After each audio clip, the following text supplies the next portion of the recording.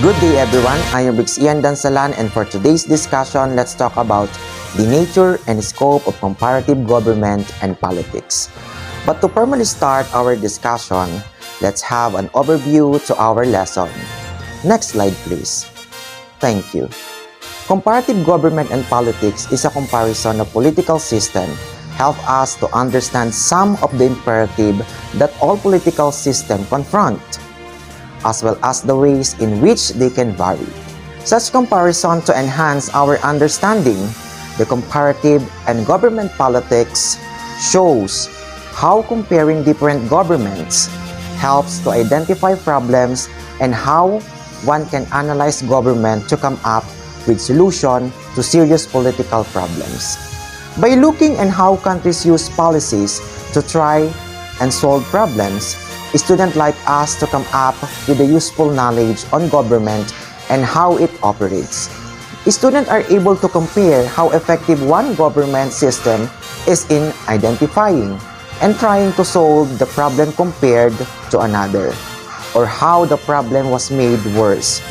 The comparative government and politics also takes a look at the other political question.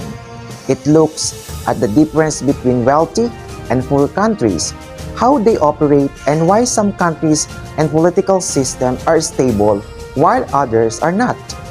It gives students an understanding to the different forms of government. For example, it explains why some democracies have prime ministers while others do not. Did you get it? What is the point? I know you get it. Let's proceed to the meaning and definition of comparative politics.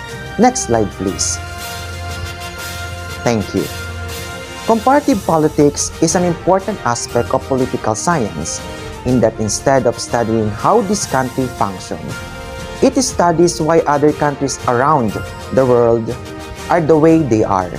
They must be the same medium for finding the differences and similarities between one country and another in order to discover what can affect such as aspects as economic strength, military strength, and the structure of the region in power. One reason to compare countries is to help ourselves by allowing us to learn about other countries while escaping the ethnocentric fallacy many of us have. When we talk about ethnocentric fallacy, my dear colleagues, ito yung paniniwala mo na kayang baluktutin ng datos na totoo from the world policy. It is important to learn about the government structure and history of the other countries. It is important because looking at other countries, you can see what works and what does not work. That government can then take those ideas and use them to create a better and more sophisticated country that will thrive. Now let's proceed to the comparability and uniqueness of comparative politics. Comparative politics focuses on analytical and empirical research. It is no longer confined to descriptive studies. It seeks to analyze empirically and analytically the actual activities of the governments and their structures and also the function. It stands for scientific studies of politics. Comparative politics involves a value-neutral empirical study of the various processes of politics and their environment. Only those values are admitted whose validity can be scientifically demonstrated. It basically concentrates upon the study of what is not and what should be. It rejects the normative prescriptive approach of the comparative government. It aims at developing an empirical and objective theory of politics capable of explaining and comparing all phenomena of politics. The word comparative is used with the purpose of laying stress on the fact that it is the responsibility of political science that for the purpose of comparison, the different political systems should be taken as a unit so that the special theory is formulated and tested. The purpose is to develop concepts, approaches, and theories which can be used for scientific theory building in politics. That is comparability and uniqueness of comparative politics. Now, let's talk about the Harry Eckstein has rightly observed that the political culture approach has one of the two viable options for theory in political science.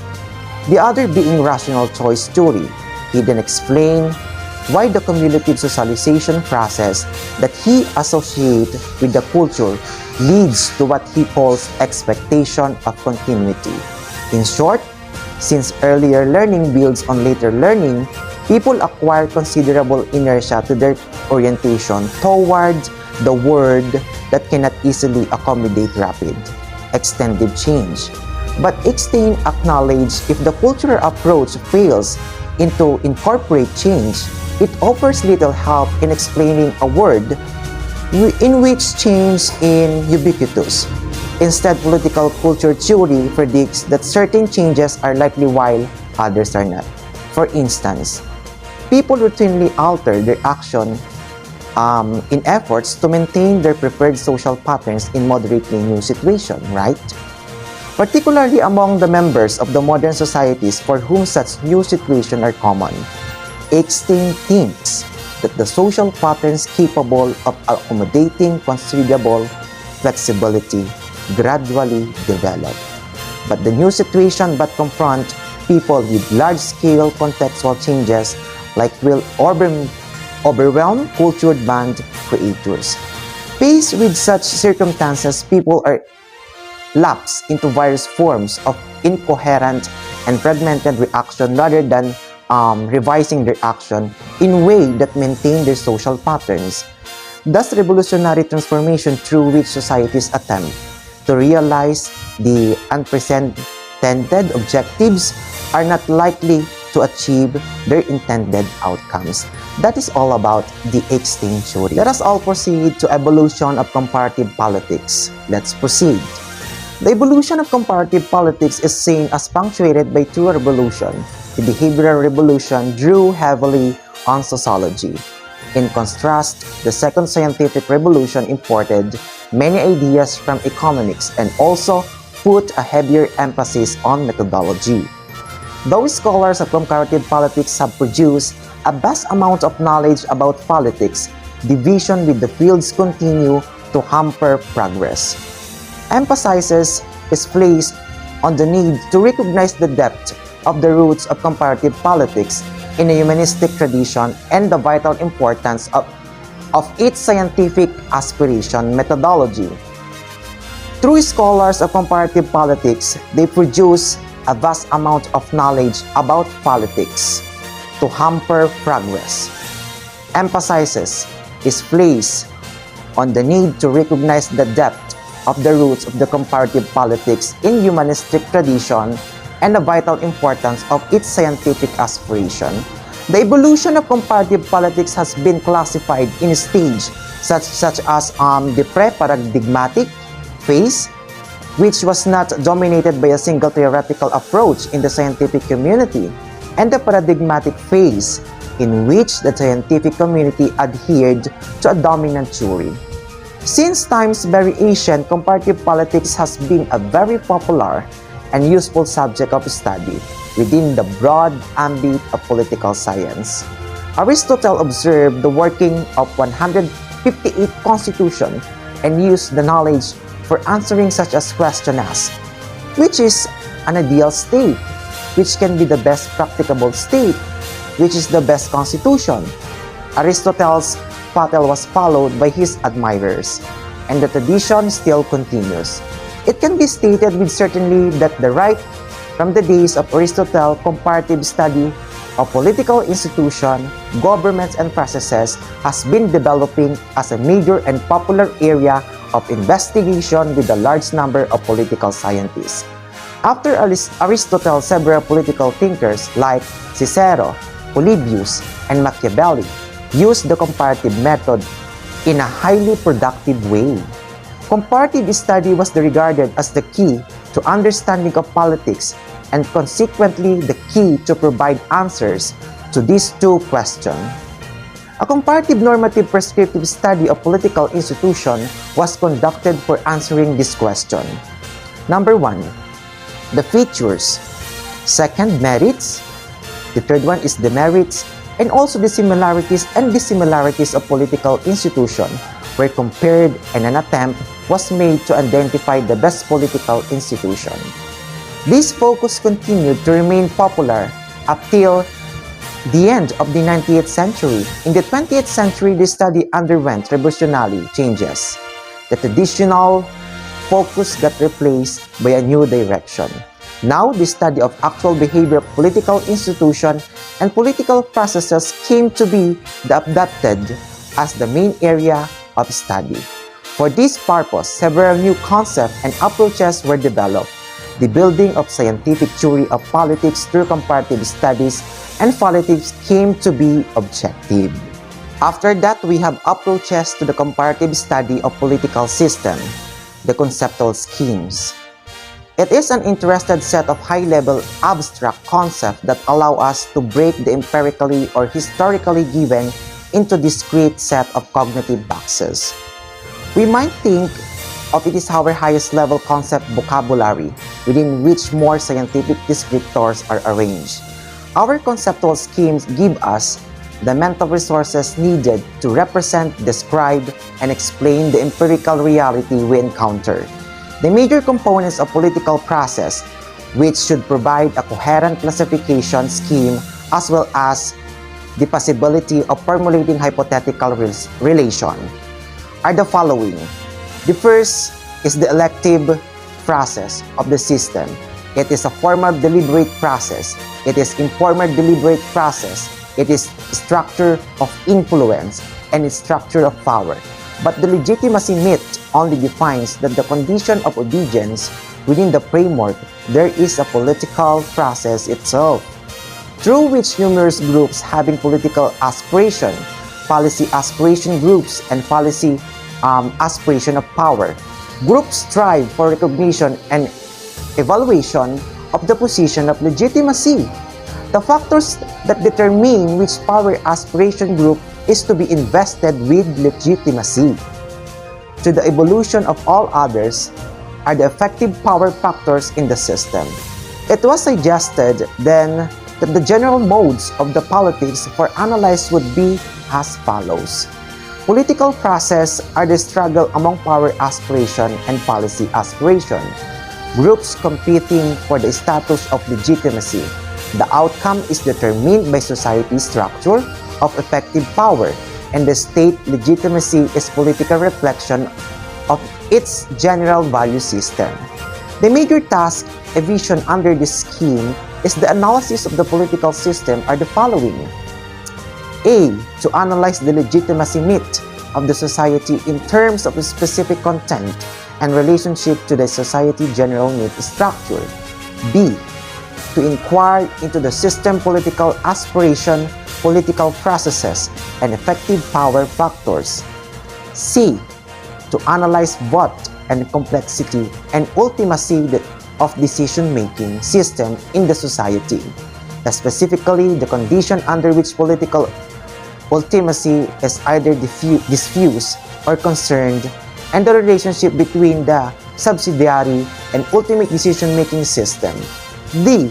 To provide for a theory of change through the study of formal and informal processes. And we have alternative approaches.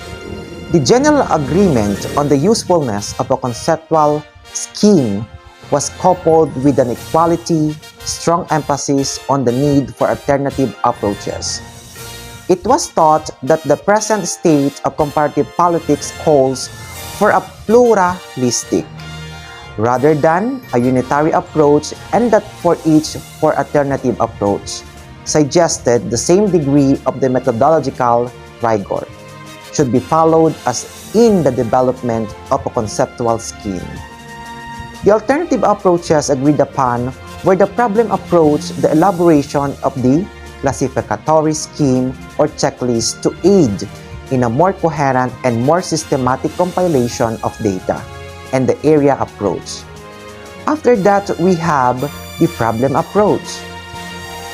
The study of comparative politics cannot wait for the development of comprehensive conceptual scheme. Instead of aiming toward universality, it may be advisable to adopt a more modest approach.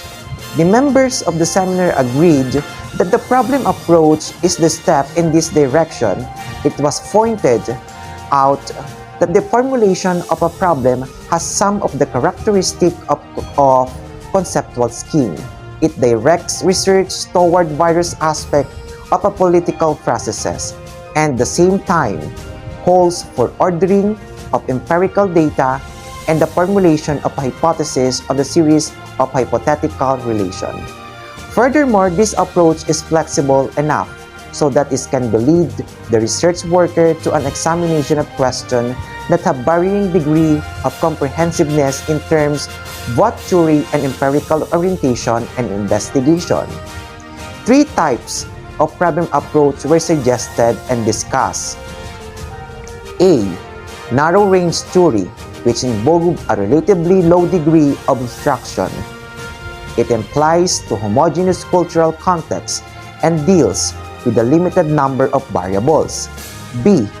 Middle-range theory, which is conceived to include problems of general importance involving a relatively high degree of generalization but remaining below the level of truly general theory of politics.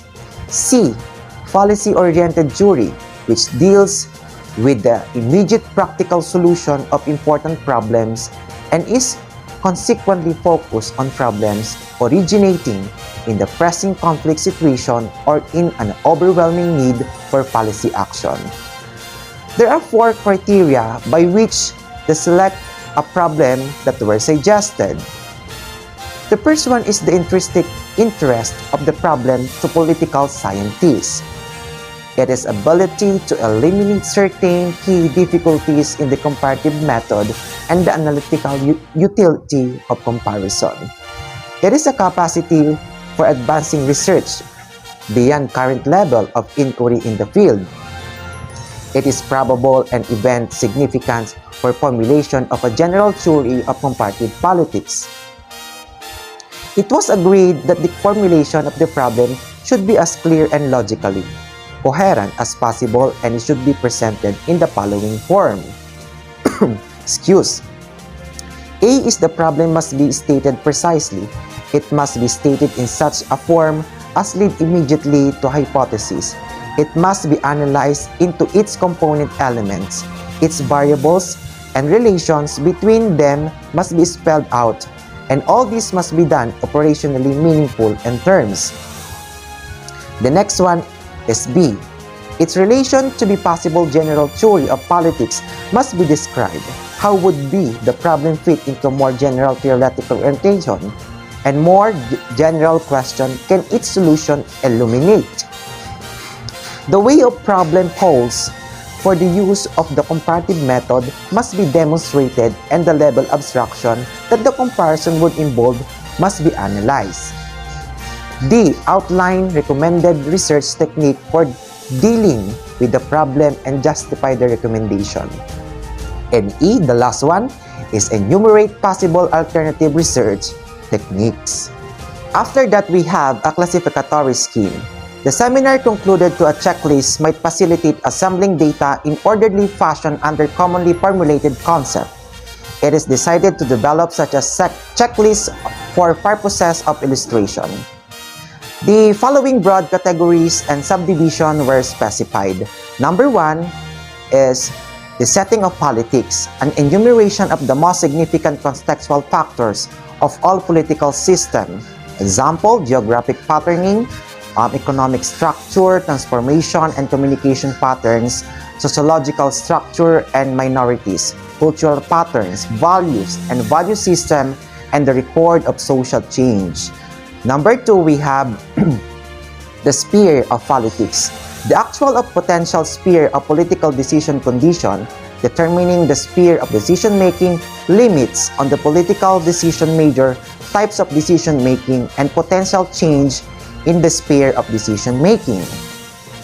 After that, we have number 3, who makes decision, who are the elite supposed to be, to whom does the community impute prestige, and what are the prevalent prestige images and symbols, who makes the effective political decision if they are not made by those who are not supposed to make them. Number 4, how decisions are made, formulation of problem agencies, and channels of decision-making, some major characteristics of decision-making procedure. Number 5. Why are decisions obeyed? The enforcement of decision, compliance, consent, types of consent, the ecology of compliance, measurement of compliance. 6. Practical politics. Types, purpose, organization, and techniques of policies, aspiration groups. Types, goals, organization, techniques, and influence are effectiveness of power aspiration group. Number 7 is the performance of the system, stability, adjustment, and the change and their condition, the relationship between formal and informal processes, manifestation of instability and stability. The next one is the area study of comparative politics. The definition of an area based on culture was worth a detailed discussion. It was suggested that although primarily used by the anthropologists, it might be adapted to the needs of the political scientists. Excuse me. To make the concept operationally more meaningful for political science, it was suggested that an attempt to be made to define the area concept with reference to political traits or trait complexes or problem configuration patterns in the term analogous. To those use anthropologists when they analyze the concept culture in terms of traits or traits complexes, such as approach to the definition of the area has not yet been undertaken despite its promise for comparative study. The very search for common political traits and patterns will call for classification and conceptualization. Once similar traits or patterns have been distinguished and have been related to the geographically delimited units, the area concept will be a great value since certain political processes can be compared with the area against a common background of similar trait configuration. In this sense, it was thought that the future research should be directed toward developing in detailed classificatory scheme within areas. If the concept of national interest provides a focal point for investigation, two approaches seem possible either separately or in combination. Number 1. To determine analytically what the international interest ought to be under certain conditions, what could then compare this evaluation of national interest with its actual definition as provided by the action and pronouncement of the nation. Number 2. To describe in terms of the following categories and the reason why nations define their national interest in certain terms and not in others: survival prerequisite, objectives, physical condition, geography, natural resources, tradition, fast, decision, value system, and etc. Institutional challenge through which the national interest is defined and set interest program and images and how they are defined in the political processes, policy interplay between the independent political units and their respective interests, including the pattern of the reaction within each, the subjective pluralism of the society, by which of the content of the interest images is assessed. The first 4 categories are factors that are limits on the definition of a national interest. The last category defines that the possibility in substantial terms based on its scheme. It was suggested there might be useful division of labor, of cooperation between student and international politics of the comparative politics.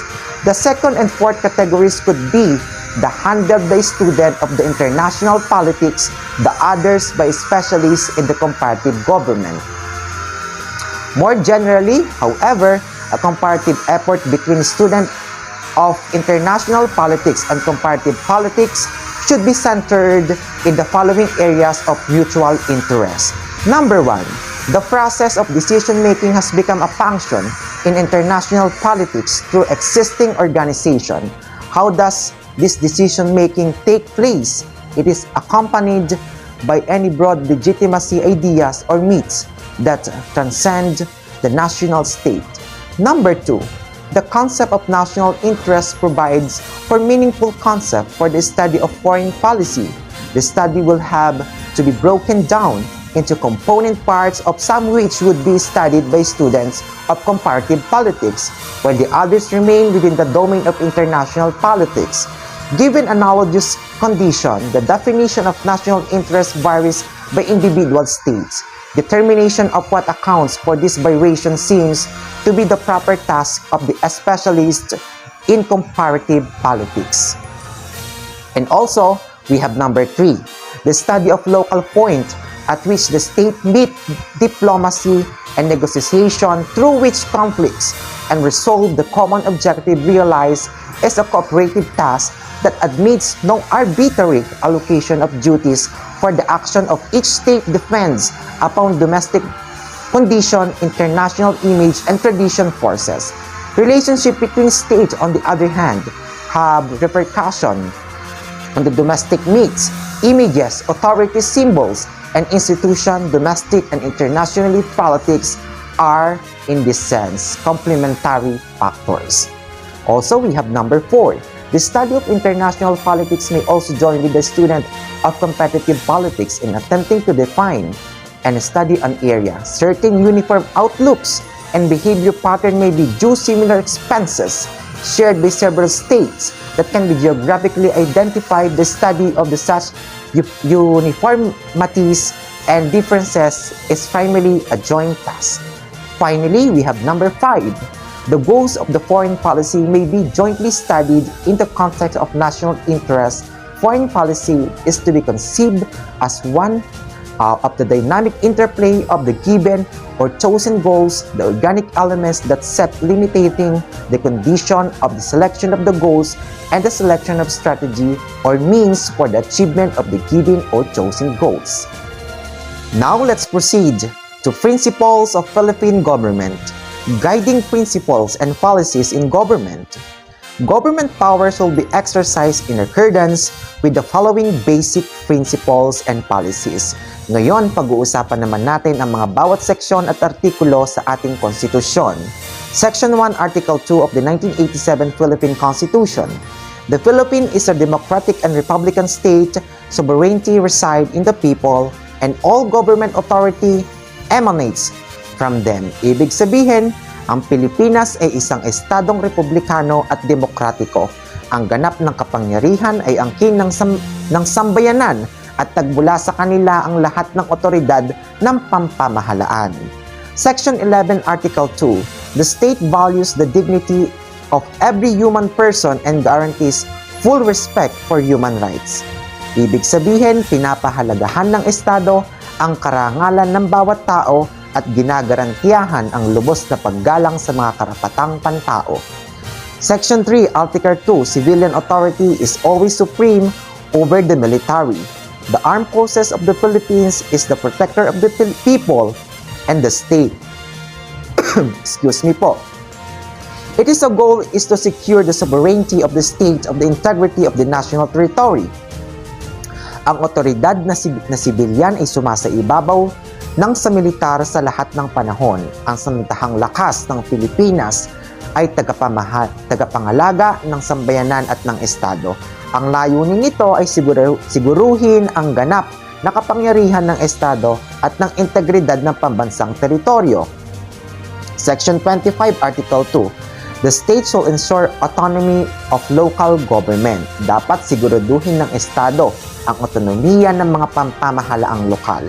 Section 1, Article 10, the territorial and political subdivision of the Republic of the Philippines are the province, cities, municipalities, and barangays.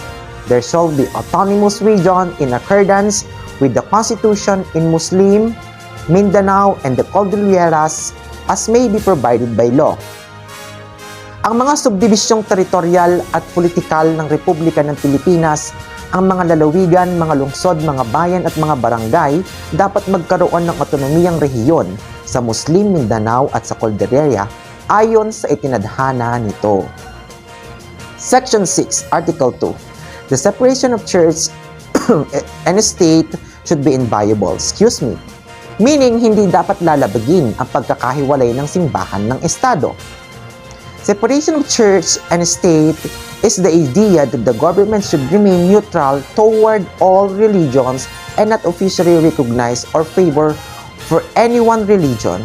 In the separation of church and state, church refers to religion in general, while state refers to the government. Did you get it?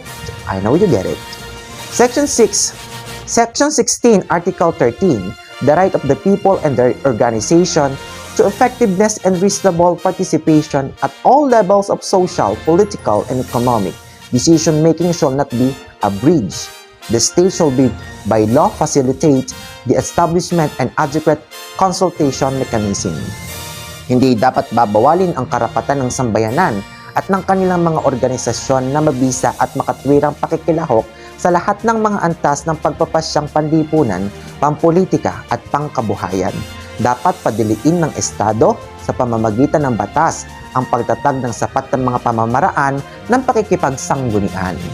The powers expressly vested in every branch of the government shall not be exercised by the nor delegated to any other branch of government except the extent authorized by the Constitution, that is Executive Order Number 292, Administrative Code of 198.